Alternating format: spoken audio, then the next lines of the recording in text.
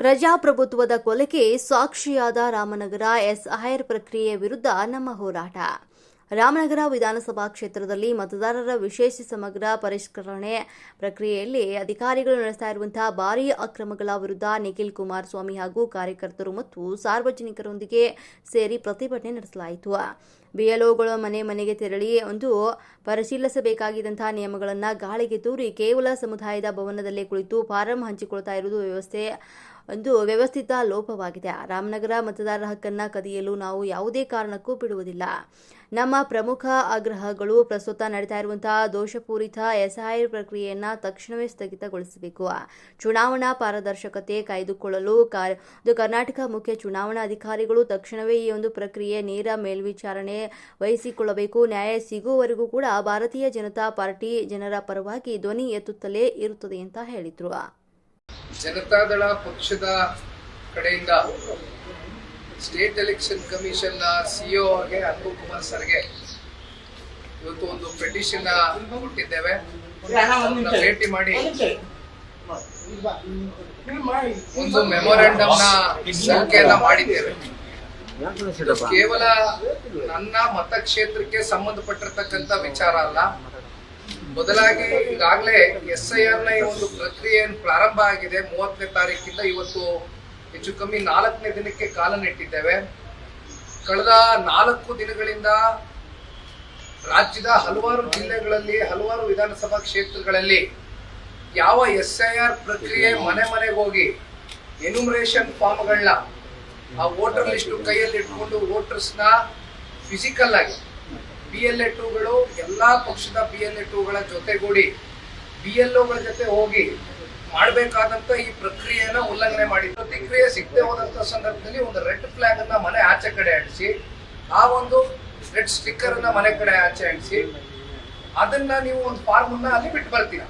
ಕೊನೆಗೆ ಏನಾದ್ರೂ ಅದಕ್ಕೂ ಪ್ರತಿಕ್ರಿಯೆ ಬರಲಿಲ್ಲ ಅಂತಾದಾಗ ಅವ್ರನ್ನ ವೋಟರ್ ಲಿಸ್ಟ್ ಇಂದ ಹೊರಗಡೆ ಹಾಕ್ಬೇಕಾಗ್ತದೆ. ಇದು ನಡಿಬೇಕಾಗಿರ್ತಕ್ಕಂಥ ಪ್ರೊಸೀಜರ್.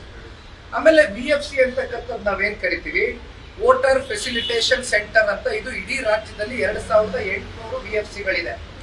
ನಾನು DC ಅವ್ರ ಹತ್ರ ಮಾತಾಡಿದಾಗ ನಮ್ಮ ರಾಮನಗರದ DC ನನಗೆ ಹೇಳ್ತಾರೆ, ಇಲ್ಲ ಸರ್, ಇದು VFCಗಳಲ್ಲಿ ಫಾರ್ಮ್ ಅನ್ನ ಹಂಚತಕ್ಕಂಥದ್ದಕ್ಕೆ ಕಾನೂನಿನ ಅಡಿಯಲ್ಲಿ ವ್ಯವಸ್ಥೆ ಇದೆ, ಅವಕಾಶ ಇದೆ ಅಂತಂದ್ರು. ನಾನು ಒಂದು ಸೆಕೆಂಡ್ ಬೆರಗಾಗಿ ನಾನು ಒಬ್ಬೊಬ್ಬನಿಗೆ 4 5 10 ಸ್ವೇಚ್ಛಾಚಾರವಾಗಿ ಫಾರ್ಮ್ ಅನ್ನ ಕೊಡೋದಿಲ್ಲ.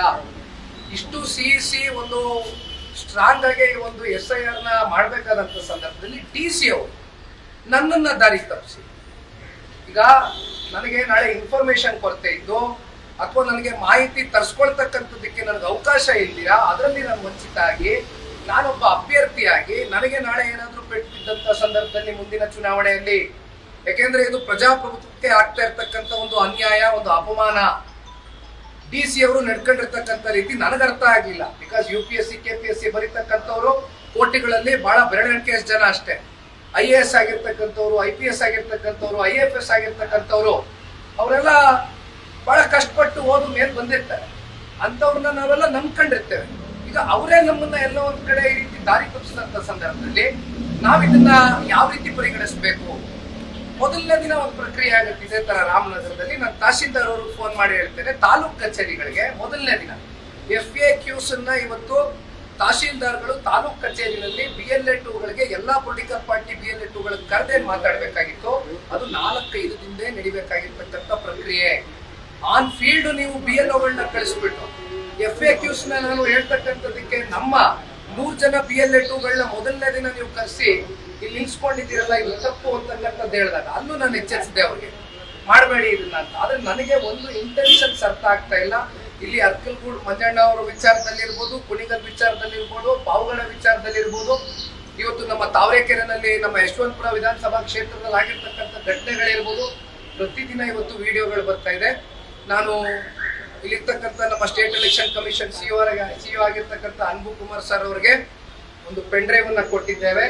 ಅದರಲ್ಲಿ ಯಾವ್ಯಾವ ರೀತಿ ಈ ಒಂದು ಕಾನೂನಿನ ಒಂದು ಉಲ್ಲಂಘನೆ ಮಾಡಿ ಈ ರೀತಿ ನಡೀತಾ ಇದೆ ಪ್ರಕ್ರಿಯೆಗಳು, ಇದಕ್ಕೆ ಒಂದು ಕಡಿವಾಣ ಹಾಕಬೇಕು ಸರ್ ಅಂತಕ್ಕಂಥದ್ದನ್ನ ಕೈ ಜೋಡಿಸಿ ನಾವು ಮನವಿಯನ್ನ ಮಾಡಿ ಅವರ ಗಮನಕ್ಕೆ ತಗೊಂಡು ಬಂದಿದ್ದೇವೆ. ಅವರು ಕೂಡ ವಿಡಿಯೋ ಕಾನ್ಫರೆನ್ಸ್ ನ ಬೆಳಗ್ಗೆ ಕರೆದು ಮಾಡಿದ್ದಾರೆ, ಬೆಳಗ್ಗೆ ವಿಡಿಯೋ ಕಾನ್ಫರೆನ್ಸ್ ಕೂತ್ಕೊಂಡು ಮಾಡಿದ್ದಾರೆ. ಸೊ ಅವ್ರ ಕಡೆಯಿಂದನೂ ಸಾರ್ ಕಡೆಯಿಂದನೂ ಕೂಡ ನಮ್ಗೆ ಸೀರಿಯಸ್ ಆಗಿ ನಾನು 1-2-3 ವಿಚಾರಗಳನ್ನ ಇಲ್ಲಿ ತಿಳಿಸ್ಲಿಕ್ಕೆ ಬಯಸ್ತೇನೆ. ನಮ್ಮ ಮೇಜರ್ ಡಿಮ್ಯಾಂಡ್ ಇರ್ತಕ್ಕಂಥದ್ದು, ಈಗ BLOಗಳು ಇವತ್ತೇನು ತಪ್ಪು ಮಾಡಿ ಸಿಗಾಕೊಂಡಿದ್ದಾರೆ ಅಂತ BLOಗಳನ್ನ ನೀವು ಸಸ್ಪೆನ್ಷನ್ ಅಲ್ಲಿ ಇಡಬೇಕು, ಇಲ್ಲ ಅಂದ್ರೆ ಭಯ ಬರೋದಿಲ್ಲ ಅಂತ. ಕೆಲವೊಂದಷ್ಟು ಸೆನ್ಸಿಟಿವ್ ಏರಿಯಾಸ್, ಸೆನ್ಸಿಟಿವ್ ಬೂತ್ಸ್ ಗಳೇನಿರ್ತವೆ ಅಂತ ಬೂತ್ ಗಳಲ್ಲಿ ದಯವಿಟ್ಟು ಸ್ವಲ್ಪ ನಮ್ಮ ಸ್ಟೇಟ್ ಎಲೆಕ್ಷನ್ ಕಮಿಟಿ ಕಡೆಯಿಂದ ಮತ್ತೆ ಇವನ್ ಸೆಂಟ್ರಲ್ ಫೋರ್ಸಸ್ ನ ಡಿಪ್ಲೈ ಮಾಡ್ತಕ್ಕಂಥದ್ದಕ್ಕೂ ಆಗ್ಬೋದು. ಇದನ್ನ ವಿಶೇಷವಾಗಿ ಒಂದು ಮಾನಿಟರಿಂಗ್ ಸಿಸ್ಟಮ್ ನ ತಗೊಂಡು ಬನ್ನಿ ಅಂತಕ್ಕಂಥದ್ದು ಕೂಡ ಕೈ ಜೋಡಿಸಿ ಮನವಿಯನ್ನ ಆ ಒಂದು ಮೆಮೊರಾಂಡಮ್ ಮೂಲಕ ಮಾಡಿ ಬಂದಿದ್ದೀವಿ. ಸರ್ ಹಂಗೆ ಸರ್ ಒಂದು ಸೆಕೆಂಡ್ ಸರ್ ನಾವು ಹೋಗ್ಬಿಟ್ಟಿದ್ರು ಒಳಗಡೆ ವಿಜುವಲ್ಸ್ ಹಂಗೆ ಎಲ್ಲಿಯ ತನಕ ಹೋರಾಟ